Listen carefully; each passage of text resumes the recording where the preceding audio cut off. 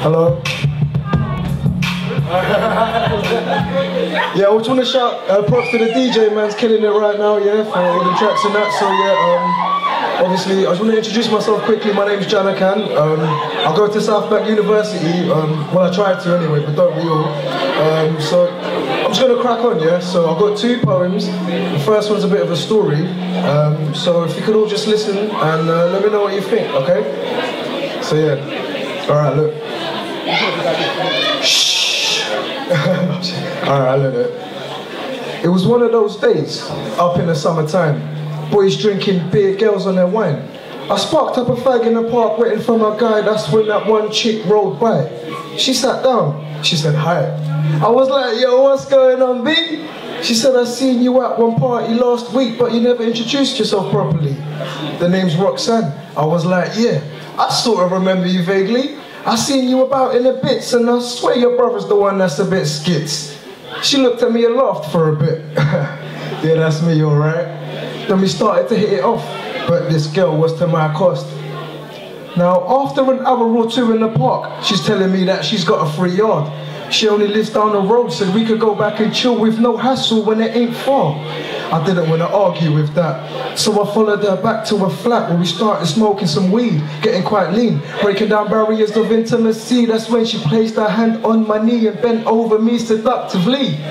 I was like, yo, I've got a girl, B, and cause of that, I ain't gonna be.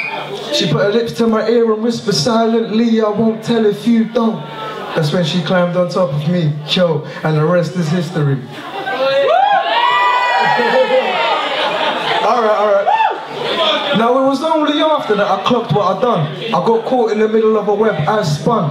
Skipped the story 2 months down the line. She's calling me, telling me I might be having a son. What? It must be a joke thing. Fuck that, cause I know she's a baiting. She said 2 grand will pay for her silence, but she won't get nothing, not 1 pence. But that's when she starts calling my chick, telling her all kinds of shit. I'm like, come on now, babe, don't believe it. Roxanne must think I'm some sort of prick. But what can I do? For all I know, she could be telling the truth. But I want to stay with the girl that I love, not with the girl that I got up the duff. Now see, the situation is worse than inflation. She keeps leaving me Facebook notifications. Said she called up Jeremy Kyle, wants to break my shit out to the whole of the nation. This girl is a Jezebel, trained and mastered in the art of extortion. So I got a move of caution, even offered to pay for a private abortion.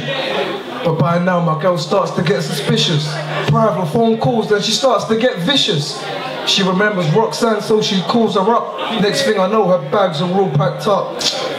So I'm down on my knees, end up giving Roxanne the 2 G's, but my girl, she don't want to see my face. And I find out Roxanne wasn't even pregnant in the first place. Thank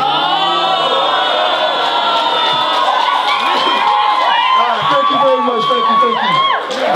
Completely fictional to everyone out there, ain't that type of guy? Yeah, okay.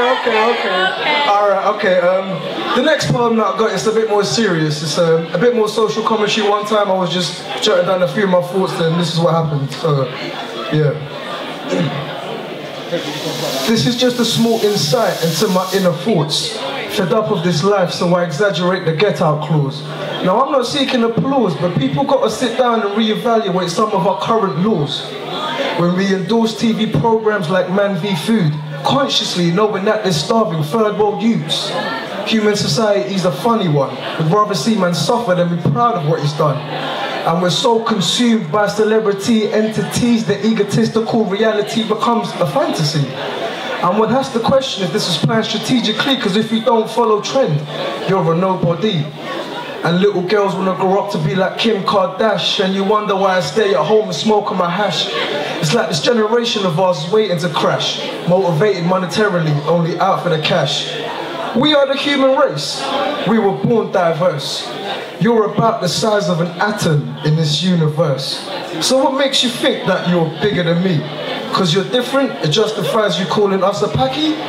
They sweep racism under the rug like it ain't an issue, but it's embedded deep in society like skin tissue. I got beaten up this one time because they thought I was black. Racism hasn't been stamped out, I caught it in the act. This is pure facts.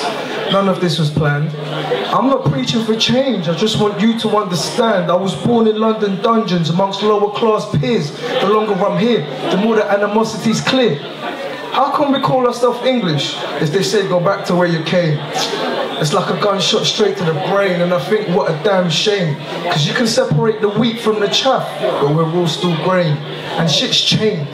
What's happened to the old school days? You were waved, so you daggered some next man's girl at the rave. The next day in dagging them, you get daggered in the face. Walking into white light, reminiscing your last days. Real talk, some of this shit's so petty. I ain't gassing when I say mans have been deaded over certain jerseys. Life's hard, no one's ever got it steady. But how do you expect us to succeed if you failed us already? And the government, they're keen to eradicate our gang culture obsession. But instead, I swear they put us in a double-dip recession. Now I won't go into economic fiscal policies, but if my voice ain't heard, can we call this a democracy? It's like nowadays they blindly overlook hypocrisy. It's not been a century since the lynchings in Tennessee. My mind in overdrive from the weed and the Hennessy. It's always raining in my hometown London. Pathetic fallacy. Thank you very much, ladies and gentlemen.